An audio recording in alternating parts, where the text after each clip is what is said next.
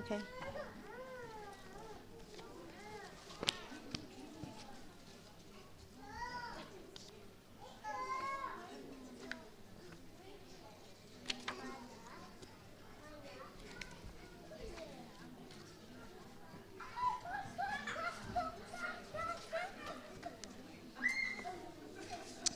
Right, can we start with the salawat, please? Allahumma salli ala Muhammad wa ali Muhammad wa ajil farajahum.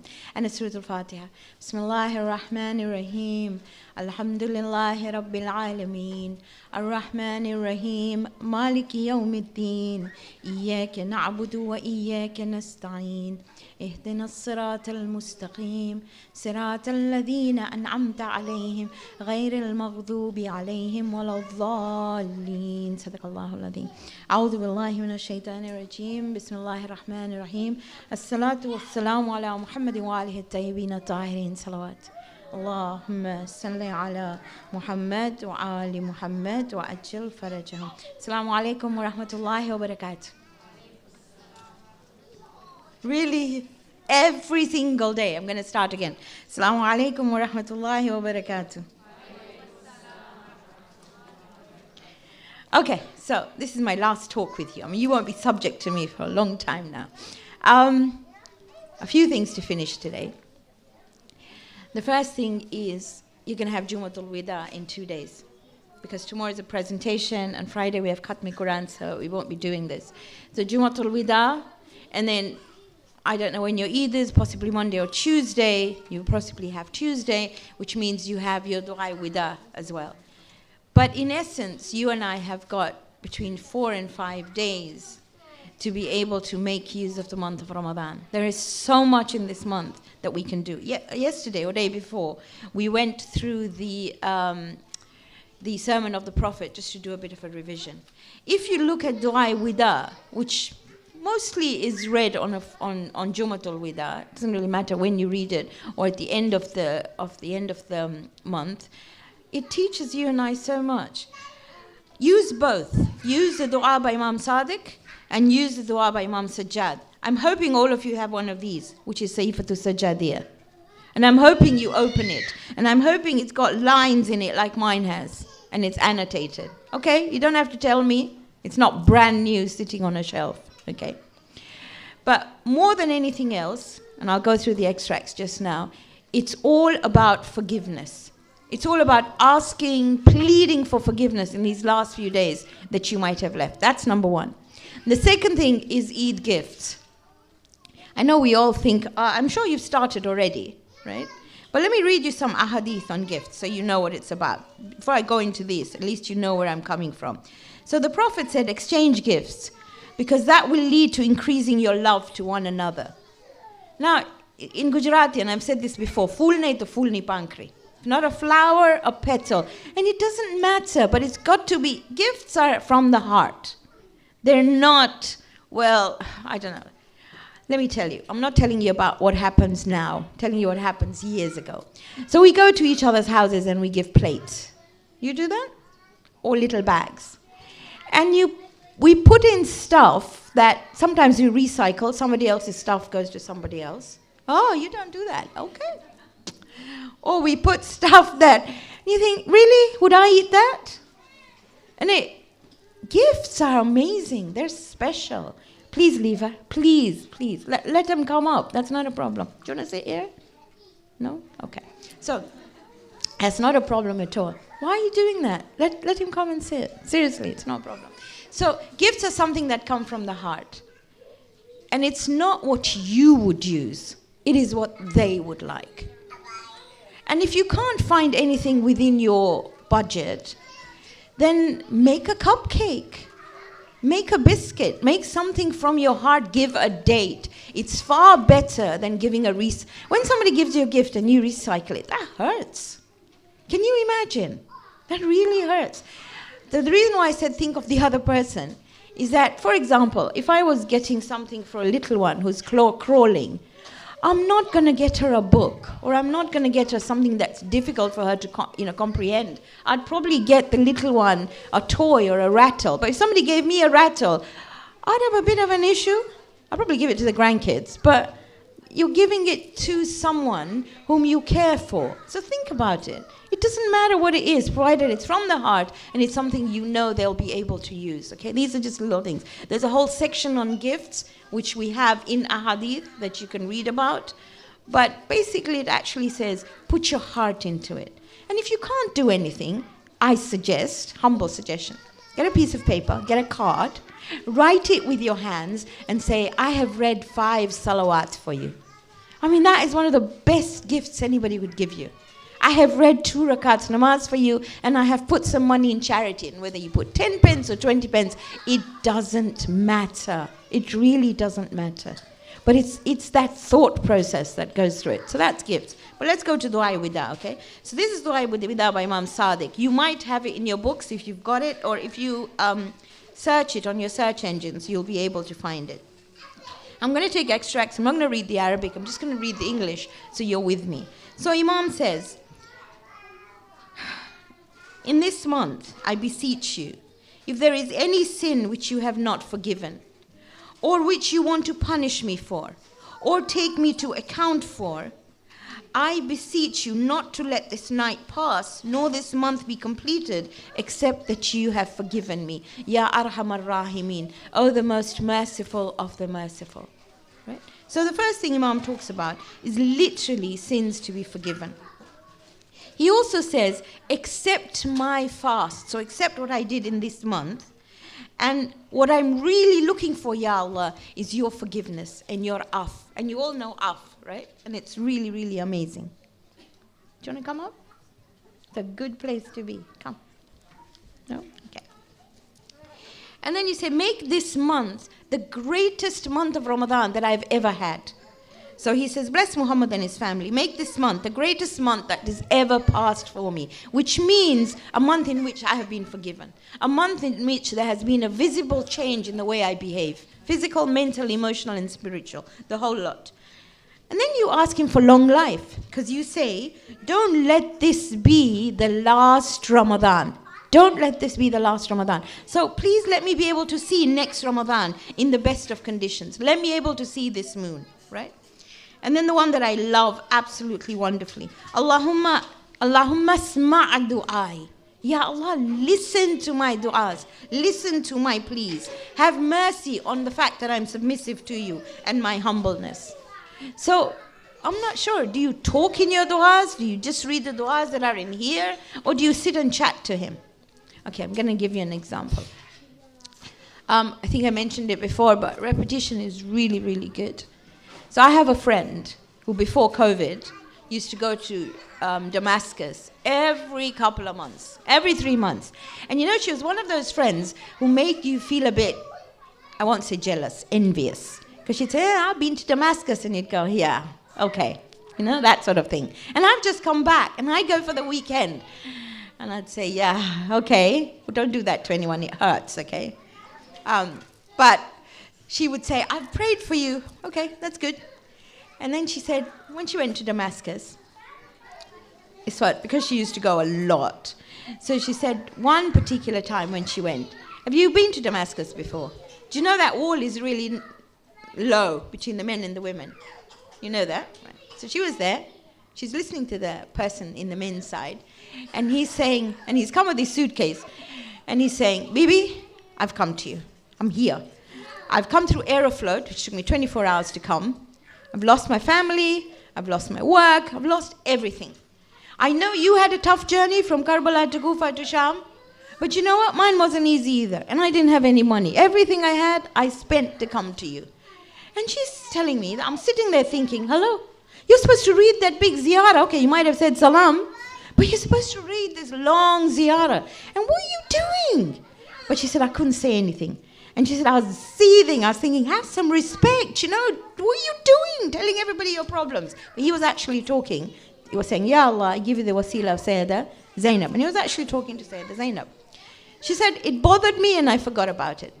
A year later, because she used to go every couple of months, a year later, same man. And she goes, oh God, here he is again. Because she actually saw him come in. But this time he said, oh my goodness, Bibi, everything's sorted. Wife came back, children are okay, business thriving. I just came to say thank you. That is talking. That's what you need to do. Definitely recite the du'as from the Masumeen, because they teach you and me how to approach, right? So I was listening to something today, somebody sent me, where one of the scholars have said that before you start a dua, say, Ya Akram al-Akrameen, Ya Arham al-Rahimeen. Then say, Astaghfirullah Rabbi wa atubu ilayh. Then ask for your dua, Bihaqqi Muhammad wa Ali Muhammad. And then recite a salawat.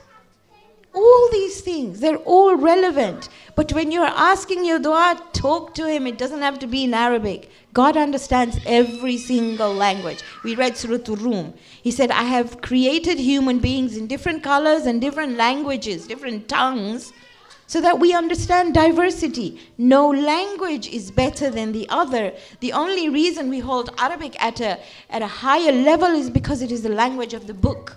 We say it is the language of Allah. Definitely learn it. But whatever language you were brought up in, Kutchi, Gujarati, I don't know what you speak, English, whatever you want to speak, talk to him. Okay. So that's when he says here, hear my du'as.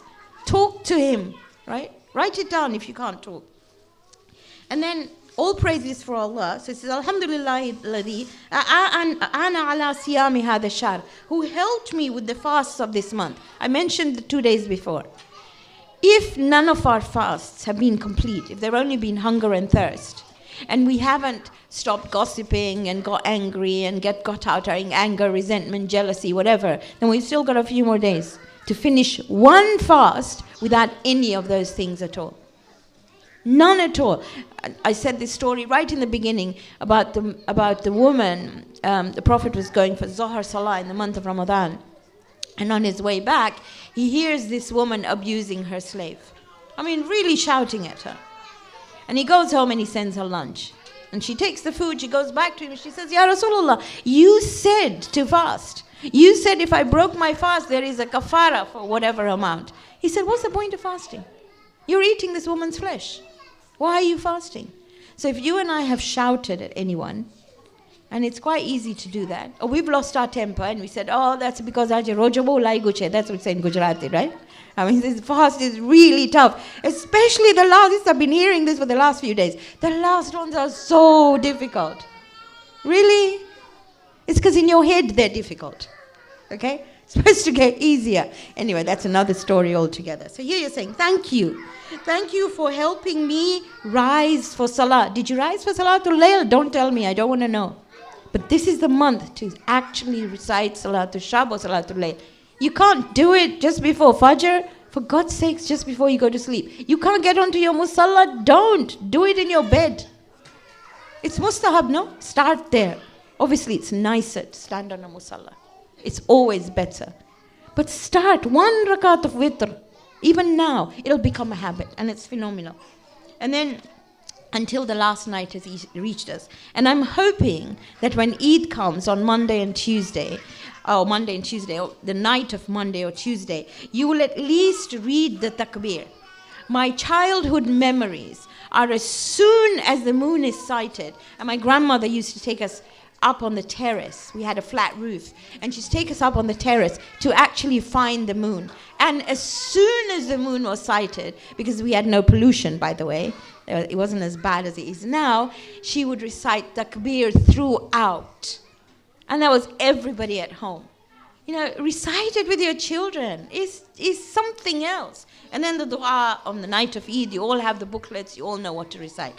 So I'm going to now look at the dua that Imam Zainul Abidin does in saying farewell to the month of Ramadan. So he talks about the month of Ramadan, and then immediately he goes towards Tawbah, and he quotes the Quran. So I'm just going to go quickly over it because I don't have too much time today. So he talks about Tawbah, and that's on page 149, by the way, if you want to have a look at it. Then he talks about dua. Adhkurni, remember me, adhkurkum, I will remember you. Be thankful to me, and I will give you more. And he quotes the Quran, and he talks about how you should be thankful. He quotes the ayah of the Quran where Allah says, وَإِذَا سَأَلَكَ عِبَادِي أَنِّي فَإِنِّي قَرِيبٌ أُجِيبُ دَعْوَةَ الدَّاعِ إِذَا دَعَانِ. When my abd asks you about me, I am very near. I answer And when Allah says, Ujib, ad'uni astajib lakum, he said, Ujib, that means he answers immediately. That's why the Prophet said, know that the answer is at the door. So he talks about that, and he talks about how this month is really good. But my most favorite part about this dua is when he says salam to the dua. So he says, salam to the month whose parting hurts us. And you know what? If the parting doesn't hurt you because you think, oh, some more fasts or something like that, think about the rahmah and the barakah and the maghfirah in this month. And I'll only give you one example. You have children, you take them to school, you cook, you clean, yet you're able to come here. Where did you get that barakah of time from? Yet you're able to cook more than you normally do in other months. Yet you wake up for sahri. And you read Quran, I hope. Where does the barakah of time come from? Where does it? And you feel good in this month because of his maghfirah. You know what barakah is? Barakah is more than what is expected. And literally, it's something dormant that is revived. The love of the Quran is phenomenal. I get so many messages from your kids. They're just amazing messages. I get paintings through the door. I get, I don't know, all sorts of things. And I'm grateful for them. But what you actually see within the children is a love for Quran. Where did that come from? I don't see it in any other month. No month at all. It's just something else. This morning, this little kiddo came up. And I said, haven't you been to school? He said, no, I pretended to be ill. I said, oh, okay. So his mama brought him. And he'd made some biscuits. And on top of the biscuit, he'd actually put moons. And he said, I know that's 54. For me, that's enough. That's something that that child has picked up and has learnt. And they'll never, ever forget. It's really amazing. One of the biscuits had a heart on it. And one said, I love you to 54 and back. And to me, that made my day. I don't want to ever eat those biscuits. But I guess we'll have to at some point, okay? But that's what this month does. It instills a love for the Quran. So he says, whose parting hurts us, whose leaving leaves us with loneliness and sadness, peace be upon you, O greatest month of Allah, O the festival of his friends, O a friend whom I'm not going to see until next year, a friend who brought comfort, who made me happy. I mean, there's so much. Please try and read this. Even if you can read little bits, and like me, take a highlighter and highlight it. Because then next year when you look at it, you might find something else to highlight. In fact, I've just seen something that I would love to highlight. But let me just give you another little bit where he says, Oh Allah, as for the small and large sins which we have committed in this month, any offenses that I've earned purposefully or forgetfulness, cover us with your covering and pardon us with your pardoning. So basically he says, Wasturna sitraka. That's a budding scholar, okay, a budding zakir. Can we have a salawat for him? Allahumma salli ala Muhammad wa ali Muhammad wa ajil farajam. Don't worry, it's really good. Very few people have the confidence to come here and pick up a microphone. Well done. Okay, so wasturna bisitrika. Cover us with your covering. And then my favorite bit, wa'fu anna bi afwika. You know what af is? And you recite it in Salatul Layl. It is rubbing out something when then there is no trace of it at all. So if you forget everything about what I've said today, just say, don't let this month go without forgiving me. I don't want anything else from you. That's the greatest thing I want from you, Ya Rab. Okay. Oh my goodness. I just want to tell you everything, but I'm sure you can read it, and I'm sure you can go through it, okay? So basically, the next few days, you will be looking at Dua Wida, and you will go through it. We've actually now completed about 11 years' work, and we've got the book ready, which is Quran City at a Glance, and it's all in there. So you can download it from the website, you can ask them over there, and maybe sort out where you can get it from. And inshallah, hopefully, next Ramadan, you will have your Qurans and you will know every single surah. And even if you picked one, you'd say, I know that. So then possibly we could look at Asma'ul Husna. So the outlook now is you have Quran City, where you have all the surahs in it. We want to put a wall around Quran City, which will have 17 gates. No rocket science prizes for guessing what those 17 gates are. We hope to put on the roads, there's M14, right? So on the roads, we want to put some street lights, 99 of them, no guessing why 99, and they would be the Asma al-Husna, inshallah. So maybe next year we will look at that, if God gives us life, or maybe one of you will do all that, and that would be really awesome as well. So can we really have a salawat first? Allahumma salli ala Muhammad wa ali Muhammad wa ajil farajam. I've got two people wanting to speak today. One on mental health. Would you like to come up? And I'll give her the microphone. And then I've got somebody else who'd like to speak to you as parents. Please listen to them. Please welcome them with a really loud salawat. Allahumma salli ala Muhammad wa ali Muhammad wa ajil farajam.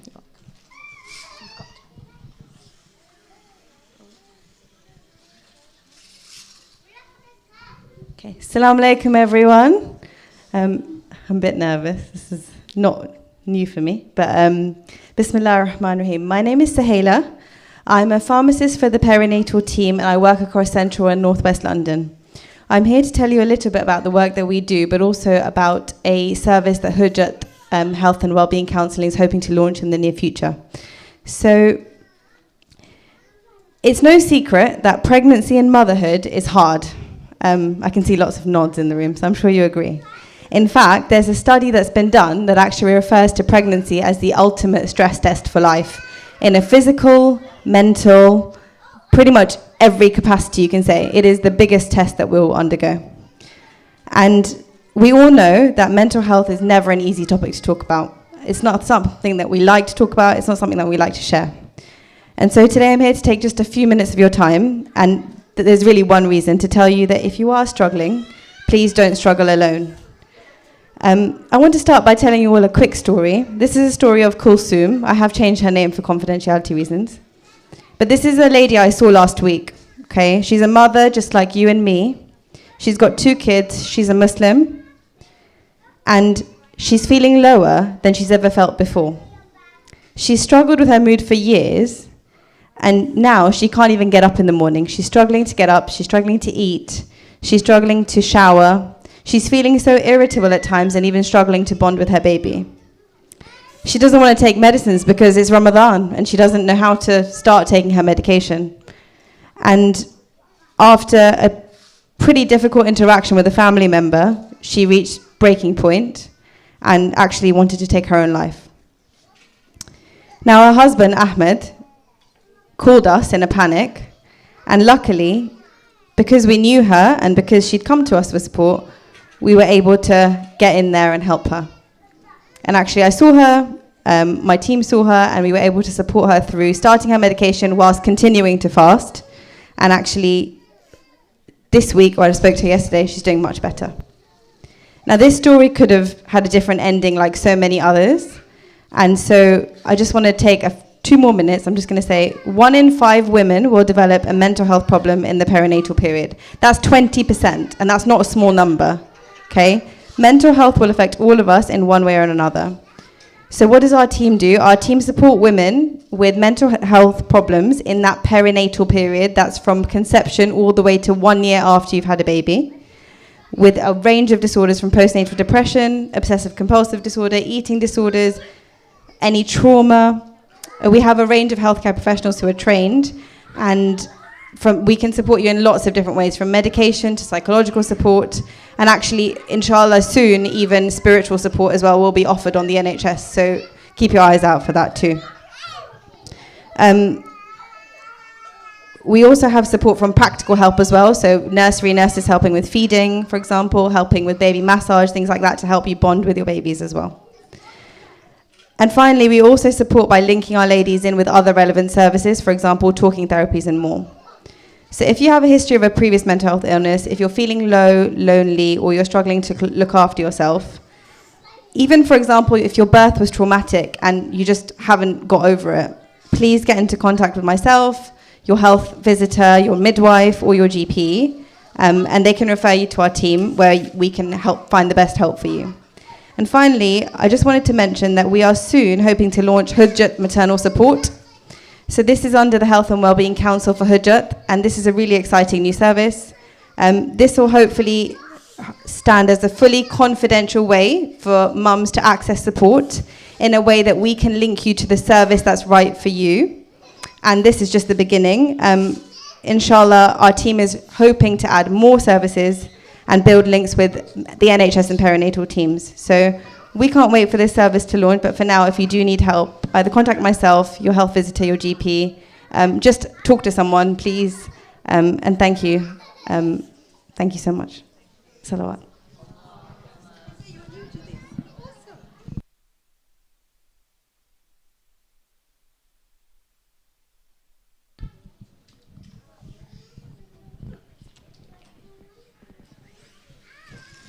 Hi, I won't take much time.